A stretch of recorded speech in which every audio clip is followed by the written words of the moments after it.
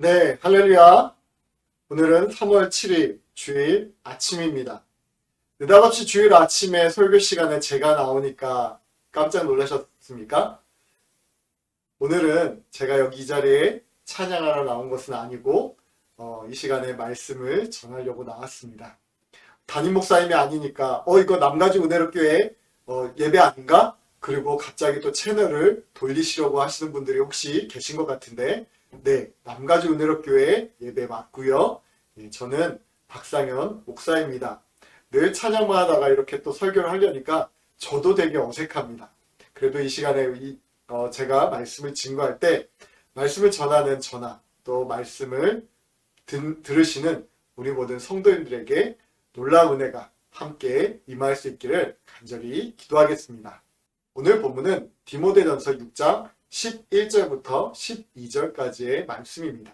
디모데전서 6장 11절부터 12절까지의 말씀 같이 보도록 하겠습니다.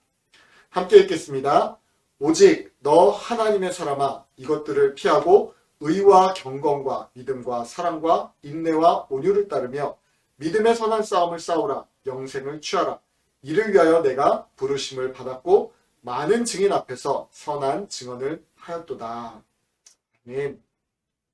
네, 오늘 설교 제목은 너 하나님의 사람아 라는 설교 제목입니다. 한번 같이 따라해 볼까요? 너 하나님의 사람아. 네, 오늘 이 시간에 저와 여러분들이 하나님의 사람이 되어지는 그런 귀한 시간들이 되어지기를 다시 한번 축복합니다. 여러분들은 다른 사람들에게 어떤 말을 들을 때 가장 행복하십니까? 혹은 어떤 말을 가장 듣고 싶어 하십니까? 요즘 같은 시대에는 이렇게 코로나가 완전히 사라져서 이제는 마스크를 쓰지 않아도 되고 교회에 마음껏 나가서 예배를 마음껏 드려도 되고 또 식당에 아무 데 나가서 마음껏 식사를 할 수 있다라는 그런 말을 들으면 가장 행복하지 않을까요? 가장 이런 말들이 듣고 싶지 않으십니까? 저도 이런 말을 빨리 들었으면 좋겠습니다. 그날이 우리 가운데 속히 오기를 간절히 기도합니다. 또 다른 제가 또 한 가지 듣고 싶어하는 말이 있는데 제가 저희 아이들에게 가장 듣고 싶어하는 말이 있는데 그것은 바로 아빠 사랑해요 라는 말입니다. 퇴근하고 집에 돌아가면 아이들이 저를 향해서 항상 아빠 보고 싶었어요. 아빠 너무 사랑해요. 이렇게 말을 해주면 하루 종일 일하느라고 힘들었던 그날의 피로도 풀리는 것 같고 또 기분도 매우 좋아지는 것을 느끼게 됩니다. 그런데 제가 아무리 아빠 사랑해요 이런 말을 좋아한다고 해서 모든 사람들이 저에게 아빠라고 부를 수는 없습니다. 그래서 다른 사람들에게 제가 가장 듣고 싶어하는 말이 무엇일까를 한번 생각해 보았습니다. 제가 가장 듣고 싶어하는 말은 바로 오늘 설교 제목에 나오는 말처럼 너 하나님의 사람아 라는 말입니다. 박 목사, 너는 정말 하나님의 사람이야. 박 목사, 너는 정말 하나님이 세운 목자야. 이런 말을 저는 정말 듣고 싶습니다. 하나님의 백성으로서 하나님의 자녀로서 이보다 더 귀한 말이 어디 있을까요? 요즘 저희가 이번 주는 아니지만 이번 주는 제가 설교를 하기 때문에 그렇지 않지만 담임 목사님을 통해서 계속해서 우리가 열왕기상의 말씀을 들었고 또 지난주에는 열왕기하 말씀이 이제 시작이 되었습니다. 담임 목사님께서 각 장에 나오는 왕들을 중심으로 해서 말씀을 계속해서 전해주셨습니다. 열왕기상 하에는 그 성경의 제목에 나오는 것처럼 왕들의 이야기가 주를 이루고 있습니다. 그런데 열왕기상 중반 후반부와 또 열왕기하 전반부에 왕이 아닌 이름이 자주 등장을 합니다. 그런데 그게 누군지 아십니까? 바로 엘리야 선지자입니다. 그런데 열왕기상 하에서 사람들이 엘리야 선지자를 가리켜서 바로 하나님의 사람이라는 수식어를 항상 앞에 붙이는 것을 우리가 볼 수 있습니다. 지난주에 설교 본문 말씀이었는데 혹시 기억이 나십니까? 열왕기하 1장 9절부터 10절 말씀에 이런 말씀이 나옵니다. 이에 50부장과 그의 군사 50명을 엘리야에게로 보내매 그가 엘리야에게로 올라가 본즉 산 꼭대기에 앉아 있는지라. 그가 엘리야에게 이르되 하나님의 사람이여 왕의 말씀이 내려오라 하셨나이다. 엘리야가 50부장에게 대답하여 이르되 내가 만일 하나님의 사람이면 불이 하늘에서 내려와 너와 너의 50명을 살을지로다 하매 불이 곧 하늘에서 내려와 그와 그의 군사 50명을 살랐더라. 구약 성경에는 여러 곳에서 하나님의 사람들이 나옵니다. 하나님의 사람 모세, 하나님의 사람 다윗, 하나님의 사람 스마야, 하나님의 사람 엘리야 등 여러 곳에서 하나님의 사람에 대한 이야기가 나오고 있습니다. 그런데 그들에게는 공통점이 있었는데 그것은 바로 오늘 우리가 읽었던 그 엘리야 열왕기 하에 나오는 그 엘리야처럼 바로 하나님 말씀에 순종하고 하나님의 뜻대로 행하는 사람들이었다는 것입니다. 그리고 그들은 스스로 하나님의 사람이라고 자신을 자랑하지도 않고 있습니다. 우리가 성경을 통해서 알 수 있지만 스스로가 아닌 다른 사람들이 그들을 향해서 하나님의 사람이라고 부르는 것을 볼 수 있습니다. 언젠가 제가 아이들을 데리고 병원에 간 적이 있었는데 간호사분께서 저에게 직업이 혹시 목사님이 아니냐고 묻는 겁니다.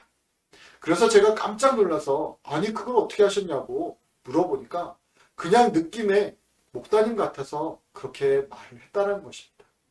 그때 솔직히 제 기분이 많이 좋았습니다.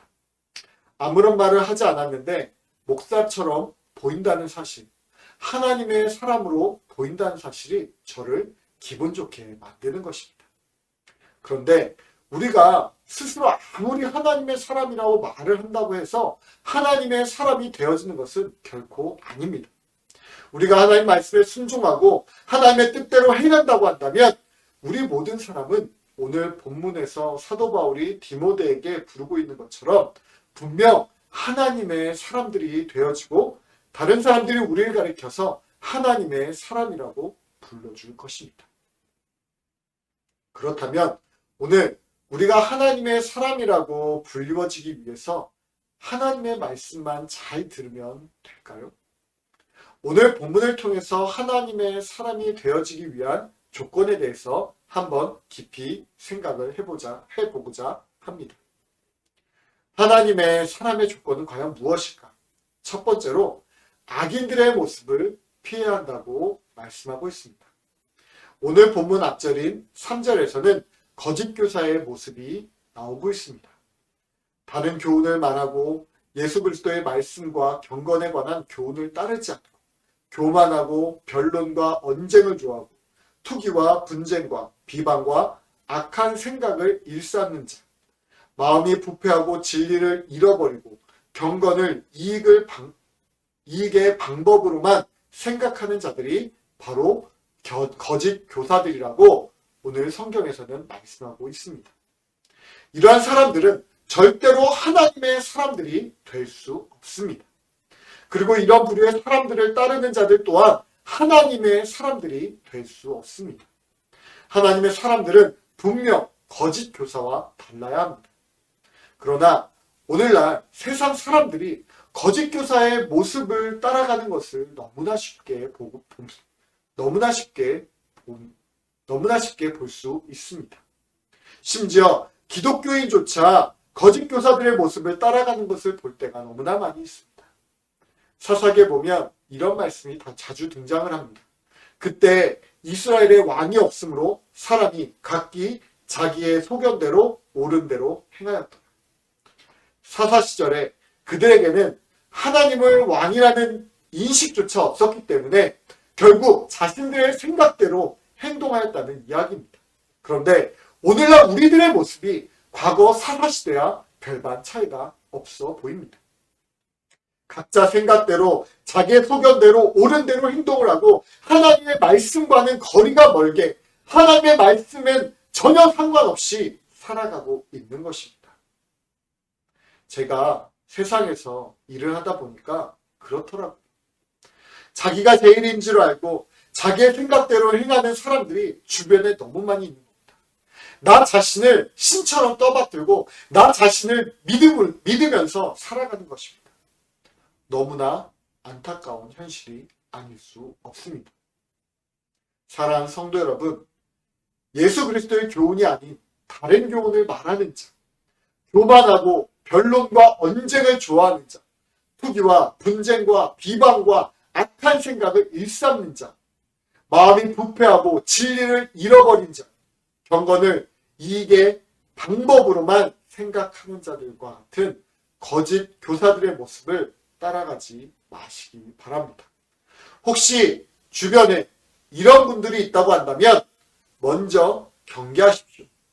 그들은 우리를 넘어뜨리려는 자들입니다. 우리가 하나님의 사람이 되지 못하도록 우리를 막아서는 자들입니다. 잠언 4장 14절 15절에 이렇게 말씀합니다.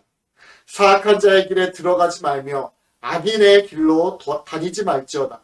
그의 길을 피하고 지나가지 말며 돌이켜 떠나갈지어다. 네, 그렇습니다. 거짓 교사들이 우리 주변에 아무리 있다고 우리가 그들과 어울릴 필요는 없습니다. 그들을 피해야, 그들을 떠나야만 합니다. 그들은 우리를 걸려 넘어지게 하는 자들입니다.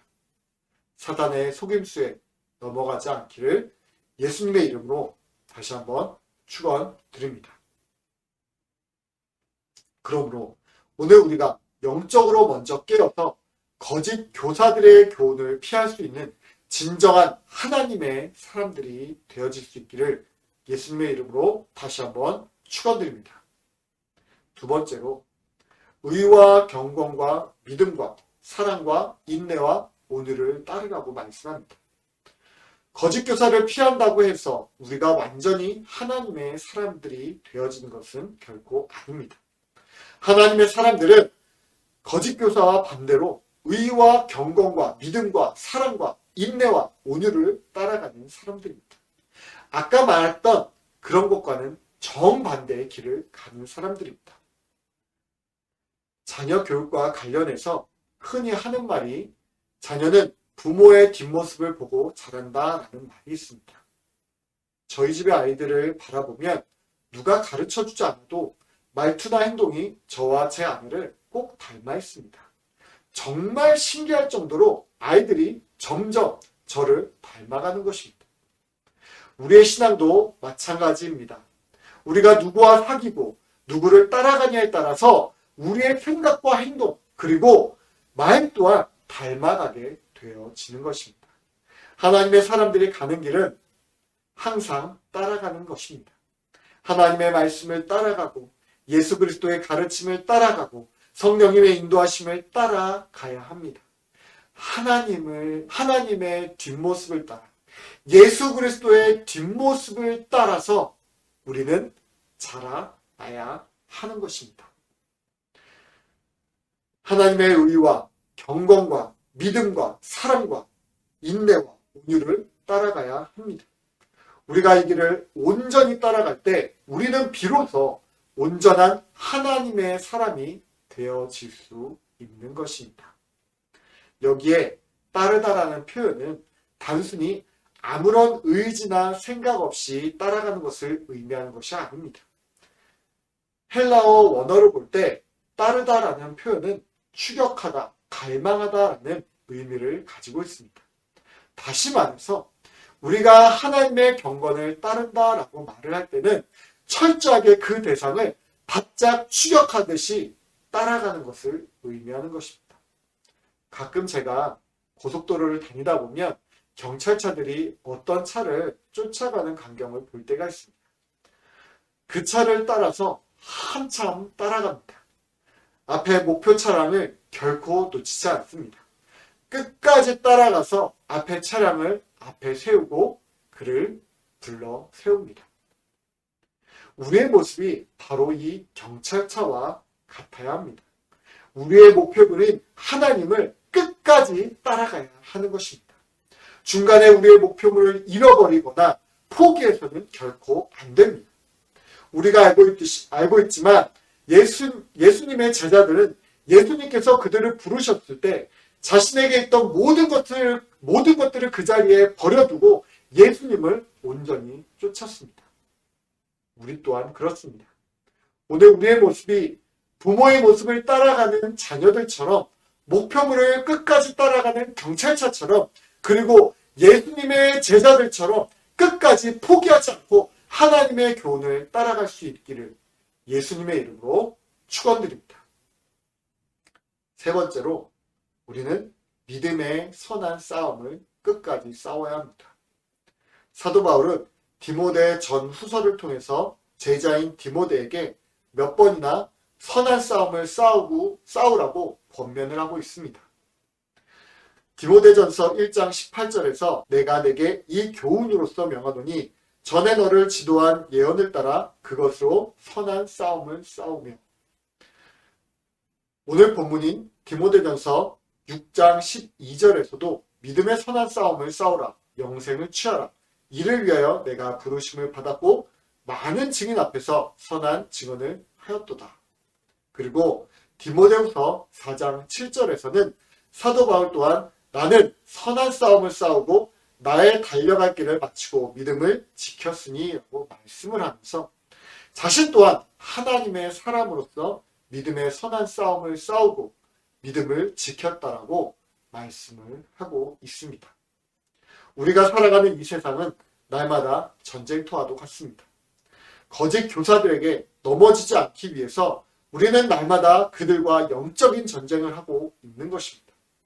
이 영적인 전쟁터에서 하나님의 의와 경건과 믿음과 사랑과 인내와 온유와 같은 성숙한 성품만 가진 사람이 아니라 그 성품을 가지고 믿음의 싸움을 감당하는 용장이 되라고 말씀하고 있는 것입니다. 거짓 교사들은 자신의 유익을 위해 하나님을 버렸습니다. 고난이 있고 역경이 찾아오면 믿음을 버리는 것입니다. 그러나 하나님의 사람들은 끝까지 진리에 대한 믿음, 하나님에 대한 신뢰를 버리지 아니하고 끝까지 영적 대적들과 싸워야 합니다. 절대로 도망가거나 포기해서는 안 됩니다. 아무리 힘들고 어려워도 그 길을 끝까지 걸어가야만 하는 것입니다. 앞에서도 말씀드렸지만 구약 성경에 수많은 하나님의 사람들이 나오고 있지만 그 중에 단 한 명도 하나님의 사람으로서 살아가는 그 삶이 평탄하고 순조로웠던 사람은 아무도 없었습니다. 늘 고난이 따랐고 늘 핍박을 당하였습니다. 그러나 그들은 결코 하나님을 포기하거나 도망치지 않았습니다. 끝까지 그들의 길을 걸어갔습니다. 사랑하는 성도 여러분, 믿음의 선한 싸움을 끝까지 싸울 수 있기를 바랍니다. 우리가 하나님의 사람으로서 하나님의 말씀을 가지고 끝까지 나아간다면 하나님의 사람으로서 하나님뿐만이 아니라 다른 사람에게까지 인정받게 되어진다는 것을 결코 잊지 마시기 바랍니다. 하나님의 사람은 하나님의 사람으로서 마땅한 삶을 살아야 합니다. 사도 바울은 우리에게 이렇게 권면을 하고 있습니다. 이를 위하여 내가 부르심을 받았고 많은 증인 앞에서 선한 증언을 하였도다. 하나님께서 우리를 부르시니 많은 증인들 앞에서 우리를 하나님의 사람으로 증거하셨던 이유가 바로 우리로 하여금 하나님의 사람으로 당당하게 살라고 말씀하고 있습니다. 세상이 우리를 향해서 무엇이라고 말을 하든 거기에 휩쓸려서는 결코 안 됩니다. 하나님께서 여전히 우리를 향해서 하나님의 사람이라고 말씀을 하고 있습니다. 제가 가게에서 일할 때 대부분의 사람들은 저에게 아저씨라고 부릅니다. 그런데 가끔 저를 아시는 분들이 찾아오셔서 목사님이라고 부르면 그때는 제가 정신이 번쩍 드는 겁니다. 아, 맞다! 나 목사였지. 아무리 마켓에서 세일즈를 하고 있지만 여전히 저의 정체성, 목사이고 어디에 있든지 하나님의 말씀을 선포해야 하는 사명을 가진 목회자가 저의 본분인 것처럼 우리 믿는 모든 사람들은 세상에서 어떠한 일을 한다고 할지라도 하나님의 사람임을 잊어서는 결코 안 되는 줄 믿으시기 바랍니다. 그저 말로만 하나님의 사람이 되어서는 결코 안 됩니다. 경건의 모양만 가지고 있는 허울뿐인 사람들이 되어서는 결코 안 됩니다. 거짓 교사들의 유혹에 넘어가지 않고 오직 의와 경건과 믿음과 사랑과 인내와 온유를 온전히 따라가는 믿음의 선한 싸움을 끝까지 싸워나감으로써 하나님과 세상 사람들에게 온전히 하나님의 사람으로 인정받을 수 있는 우리 모든 믿음의 성도님들이 될 수 있기를 예수님의 이름으로 축원드립니다. 기도하겠습니다. 하나님 아버지 감사합니다. 오늘 이 시간 우리가 하나님의 사람이 되어지는 것들에 대해서 말씀을 나누었습니다. 하나님, 우리가 세상을 살아가다 보면 거짓 교사들의 유혹에 빠질 때가 있습니다. 하나님, 이 시간 우리가 하나님 말씀으로 그 거짓 교사들의 그런 유혹을 능히 이기게 하여 주시고 의와 경건과 말씀과 사랑과 인내와 온유로 우리가 믿음의 선한 싸움을 싸우고 끝까지 우리의 신앙을 지킴으로 말미암아 하나님의 사람으로 하나님에게 인정받고 또 세상 사람들에게도 인정받을 수 있는 우리 모든 믿음의 성도들 되어지게 하여 주시옵소서. 이 시간도 우리를 붙잡아 주시고 우리를 하나님의 사람이라고 부르시는 그 예수 그리스도의 부르심에 응답하며 달려나갈 수 있기를 간절히 바라고 원하며 감사하며 예수님의 이름으로 기도드립니다. 아멘.